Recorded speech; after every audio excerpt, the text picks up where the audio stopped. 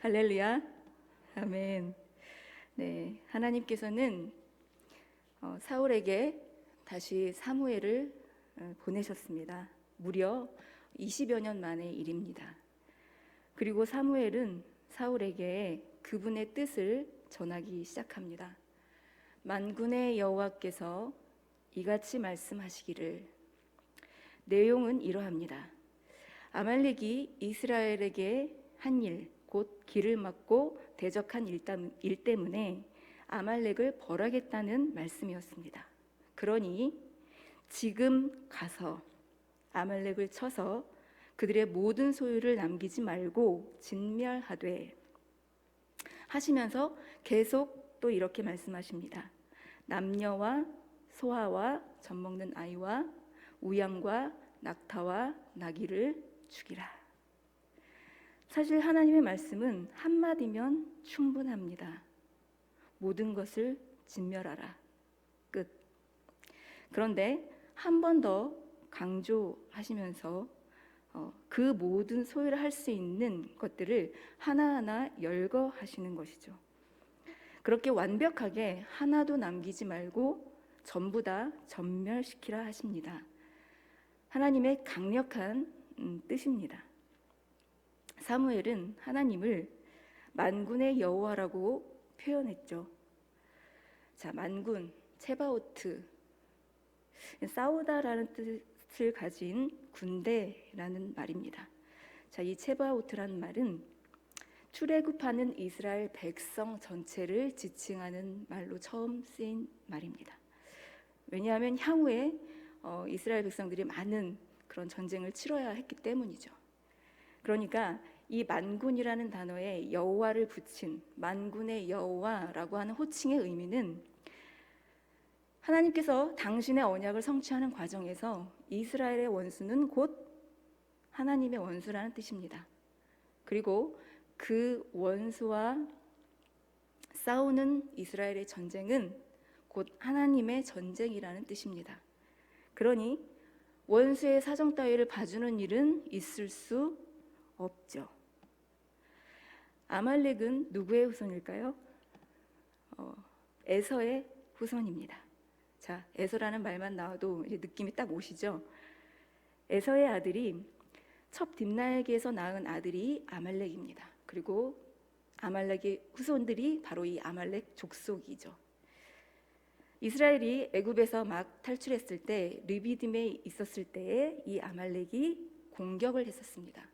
그래서 그때 여호수아가 싸우러 나갔고 모세는 언덕 위로 올라갔죠. 두 팔을 번쩍 들고 하나님께 기도했습니다. 팔이 아파서 손이 내려오면 어떻게 됐죠? 네, 이스라엘이 지기 시작하는 거죠. 그래서 아론과 훌이 모세의 양쪽 팔을 높이 치켜들어서 기도할 수 있게 하고 승리를 거두었습니다. 그때 아말렉의 악행을 하나님께서는 계속 기억하고 계셨습니다. 잊지 않으셨어요. 그리고 바로 지금 그들을 전멸시키고자 작정하신 것입니다. 사울은 하나님의 명령대로 백성을 소집하였습니다. 보병이 20만, 그리고 유다 사람이 1만 명이 모였어요. 아말렉 성에 이르러서 물이 없는 골짜기에 이 군인들을 매복시켜 놓고 급하게 강력하게 갠 사람들을 피신시킵니다. 왜냐하면 이 갠 사람들은 이스라엘 민족을 도와주고 선대했던 이제 고마운 그런 민족이었기 때문이죠. 이것은 하나님의 뜻이었다고 봅니다. 자, 이렇게 갠 사람들을 피신시킨 후에 사울은 아말렉 사람들을 쳤습니다. 자, 오늘 본문에 나와 있던 것처럼 하윌라에서부터 애굽 앞 수루 지역까지. 자, 이 말은 마치 우리나라로 치자면 약간 백두산에서 한라산까지 약간 이런 느낌인 거죠. 그래서 아말렉 족속이 당시 살던 거의 모든 지역을 이렇게 아우르는 표현을 씀으로써 전쟁에서 크게 승리하였음을 기록하고 있는 것입니다. 자, 그런데 그 원수 아말렉의 왕 아각을 어떻게 했다고 했나요? 오늘 본문에서 8절에 보니까 사로잡고 죽인 것이 아니라 산채로 생포를 했어요. 게다가 그의 양과 소의 가장 좋은 것 또는 기름진 것과 어린 양과 모든 좋은 것을 남기고, 하나님의 원칙을 마음대로 버렸습니다. 성경은 이렇게 기록하고 있죠. 사울과 백성이 진멸하기를 즐겨 아니하고 가치 없고 하찮은 것은 진멸하니라. 분명히 그들의 모든 소유를 남기지 말라고, 진멸하라고 하셨죠. 남긴다라는 말의 뜻에는 긍휼히 여긴다, 용서한다, 연민을 갖다 이런 뜻을 담고 있어요. 그리고 진멸한다는 것은 금한다, 저주한다 이런 뜻을 담고 있는데요. 특히 여기서는 하나님의 공의를 위해서 부정한 것을 제거한다. 그리고 저주받은 것을 제사장에게 바친다는 그런 행위를 말합니다. 그러니까 다시 말해서 만군의 하나님은 당신의 원수 아말렉에게 이제 더 이상 어떤 긍휼도 베풀지 않으시겠다는 뜻이에요. 단순히 어떤 군사적인 어떤 전략이나 그런 것이 아닙니다. 하나님께 드리는 제의적인 의미인 거죠. 그러니까 사울에게는 다른 어떤 선택지가 없다는 뜻입니다. 그런데도 사울은 죽이기를 아까워했어요. 하나님 반대편에 서 있는 것과 다름없는 일입니다. 네, 사울은 그런 선택을 한 것이에요. 이런 일이 처음은 아니었죠.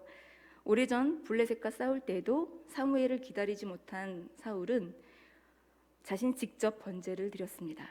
사무엘이 꾸짖습니다. 왕이 망령되이 행하였도다. 세 번역으로는 해서는 안 될 일을 하셨습니다. 주 하나님이 명하신 것을 임금님이 지키지 않으셨습니다. 이때도 사울은 하나님께 드리는 거룩한 제사에 범죄하고 말았었습니다. 사울은 왜 이렇게 자꾸만 있을 수 없는 선택을 하고 마는 것일까요? 사무엘이 어찌하여 이런 일을 하셨습니까? 라고 꾸짖었을 때 그는 이렇게 말합니다. 백성은 나에게서 떠나 흩어지고 제사장께서는 약속한 날짜에 오시지도 않고 블레셋 사람들은 믹마스로 모여들고 있었습니다. 사울은 할 수 없이 부득이하게 어쩔 수 없이 번제를 드렸다고 하죠. 그렇다고 해서 면피가 되지는 않습니다. 그로부터 20여 년이 지나 아말렉을 하나도 남김없이 모두 죽이라고 하신 말씀을 또 어기고 있는 사울입니다. 분명 다른 선택이란 있을 수 없는데 말입니다. 아각 왕을 살려두고 또 딱 봐서 너무 쓸모없고 가치 없는 것만 아니면 거의 대부분을 살려놓고 따로 챙겨놓고 있는 그 사울을 지켜보고 계시던 하나님이 말씀하시죠. 사울을 왕으로 세운 것을 후회한다. 그 말씀을 들은 사무엘은 너무너무 마음이 상하신 그 하나님 앞에서 밤새도록 괴로워하며 부르짖습니다. 하나님께. 그런데 이런 줄도 모르고 사울은 어떻게 했느냐면 사무엘상 15장 12절에 보니까요. 사울이 갈멜에 이르러 자기를 위하여 기념비를 세우고 발길을 돌려 길갈로 내려갔다 하는지라. 사울을 만나기 위해서 사무엘이 아침 일찍 일어났는데 이 소식이 들린 거예요.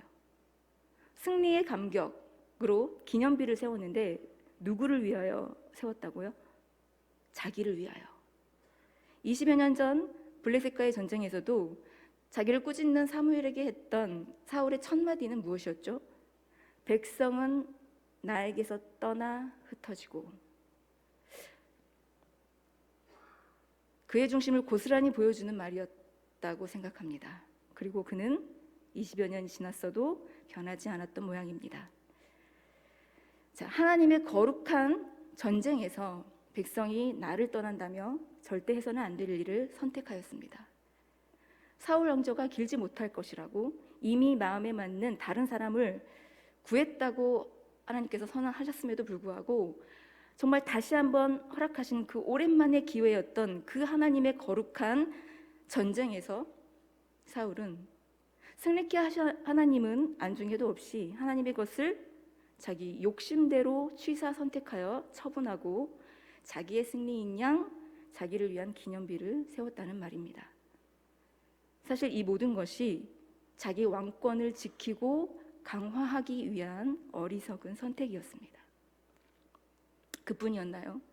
이후에 하나님의 마음에 맞는 그 사람 다윗, 혹시나 이 나라를, 내 나라를 빼앗기진 않나 싶어가지고 시기하고 의심하기 시작했죠. 그래서 사위였던 다윗을 오랜 생활 그렇게 추적하며 죽이려고 하지 않았던가요? 끝까지 사울의 선택이란 그런 것이었습니다.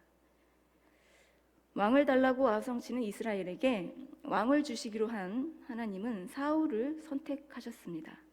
나이 40에 왕으로 선택이 될 때만 해도 사울은 자신을 이스라엘 지파 중에서도 가장 작은 베냐민 지파 사람, 그리고 그 베냐민 지파 사람 중에서도 가장 보잘것없는, 자기는 그런 사람이라고 생각하였었습니다.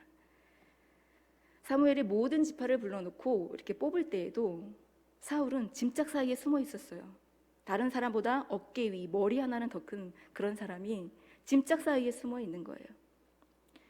그랬던 그를 전적인 하나님의 선택으로 왕이 되었죠. 그가 하나님께 드릴 수 있는 것은 오직 하나님의 말씀만을 선택하는 일이었습니다. 그랬어야만 했습니다. 하나님께서 당신을 버린 이스라엘에게 왕을 주시려고 사울을 지켜보시며 세우시면서 어떤 기대를 하셨을까요? 자기 마음대로 왕권을 남용하기를 바라셨을까요? 왕권을 지키기에 전전긍긍하기를 바라셨을까요? 스스로 왕권을 강화하기 위해 하나님을 버리기까지 하는 것을 바라셨을까요? 오직 겸손히 하나님만을 선택하기를 바라셨을 것입니다. 사울이 그렇게 오랜 세월 거듭거듭 하나님을 버리는 선택을 한 결과는 무엇입니까? 16장 14절에 보면요, 여호와의 영이 사울에게서 떠나고 하나님과의 관계는 완전히 끝나버립니다. 이제는 주의 영이 아니라 하나님께서 보내신 악한 영이 그를 찾아갔고 그를 괴롭히죠. 그의 마음은 이미 지옥이 되었습니다. 그리고 나중에 결국에는 전쟁터에서 그렇게 비참하게 죽음을 맞이하죠. 역대상 10장 13절에 이렇게 기록되어 있습니다.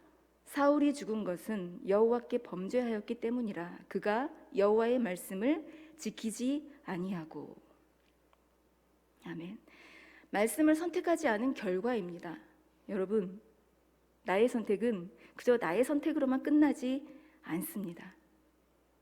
하나님도 그런 나를 보시고 당신의 선택을 하신 거죠. 기회를 주시든지 잠깐 내버려 두시든지 완전히 떠나시든지요. 사실 오늘 이 본문은 사울의 불순종이라는 주제로 많이 이렇게 선포되는 그런 말씀이죠. 순종을 권면하기 위한 말씀으로 많이 이렇게 선포가 됩니다. 순종의 또 다른 이름은 말씀의 선택입니다. 하나님을 선택하는 일입니다. 그래서 이 순종은 선택지가 없는 순종입니다. 이 선택지가 없는 선택을 잘 하기 위해서는 싸움을 잘해야 돼요. 어떤 싸움이요? 말씀을 선택하는 내적 싸움, 하나님의 가치관과 그분의 방법을 선택하는 싸움, 그분의 편에 서는 싸움입니다. 이것은 하나님께 올려드리는 날마다의 거룩한 전쟁이에요. 왜냐하면 나는, 내 자아는 하나님 편이 아닐 때가 많습니다. 오히려 원수의 편에 서고 싶을 때가 더 많기 때문입니다. 반드시 죽여야 하는 그 원수를 오히려 내 마음속에 살려두고 있을 때가 많기 때문입니다. 그리고서는 이런저런 핑계를 대죠. 어쩔 수 없었다고, 그럴 수밖에 없었다고. 아시잖아요. 사울처럼. 저는 지난 시간에 선한 싸움을 통하여 영생을 취하라는 말씀을 전하였습니다. 그 영생은 죽음 이후의 영생만은 아니라고 했습니다. 지금 여기서 하나님을 알아가고 지금 여기서부터 살아가는 영생이라고 전하였습니다. 하나님이 기뻐하시지 않는 일을 하고 싶은 그런 내적 갈등이 일어날 때 하나님의 명령이신 이 말씀을 선택하는 싸움을 잘 싸우는 것이 지금 여기서부터 영생을 사는 것이라는 의미입니다. 그것이 그분과의 관계가 끊기지 않는 비결이죠. 20여 년의 간격을 두고 두 번의 전쟁에서 이겼을지는 몰라도 사울은 진 것입니다. 하나님과의 관계 회복을 위한 믿음의 선한 싸움에는 진 것입니다. 그럼에도 불구하고 사울은 그 왕의 자리에 무려 40년이나 있었습니다. 여러분, 내가 교회 안에서 여전히 직분을 가지고 있다는 것이 믿음의 선한 싸움을 잘 싸우고 있다는 보증일까요? 혹시 계속해서 나쁜 선택을 하고 있지는 않는가요? 하루에도 몇 번씩 하나님을 버리고 원수를 선택하는 그런 선택을 하고 있지는 않는가요? 선택을 잘못한다는 것은 믿음의 싸움에서 진다는 뜻입니다. 그리고 믿음의 싸움에서 계속해서 진다는 것은 성도답지 못하다는 뜻입니다. 집사답지, 장로답지, 권사답지, 목사답지 않다는 뜻입니다. 그리고 그것은 내 주변 사람을 괴롭게 하는 일입니다. 나를 선택하시고 나를 지켜보며 기대하고 계시는 하나님을 괴롭게 하는 일입니다. 성경은 언제나 우리에게 선택을 촉구해요. 선택을 촉구합니다. 신명기 30장 15절, 보라, 내가 오늘 생명과 복과 사망과 화를 내 앞에 두었나니. 19절, 내가 생명과 사망과 복과 저주를 내 앞에 두었은즉. 여호수아 24장 15절, 만일 여호와를 섬기는 것이 너희에게 좋지 않게 보이거든 너희 조상들이 강 저쪽에서 섬기던 신들이든지 또는 너희가 거주하는 땅에 있는 아모리 족속의 신들이든지 너희가 섬길 자를 오늘 택하라. 아멘. 하나님은 우리가 사망을 선택하기 바라실까요? 저주를 선택하기 바라실까요? 이방신들을 선택하기 바라실까요? 결단코 아닙니다. 자, 그렇다면 여러분 어떠세요? 여러분은 사망을 선택하고 싶으신가요? 저주를 선택하고 싶으신가요? 이방신들을 선택하고 싶으신가요? 결코 아닐 겁니다. 그러므로 이 선택은 선택지가 없는 선택입니다. 그러니 부디 잘 선택하셔서 복된 길, 믿음의 길, 영생의 길로 나아가시기를 진심으로 축복합니다.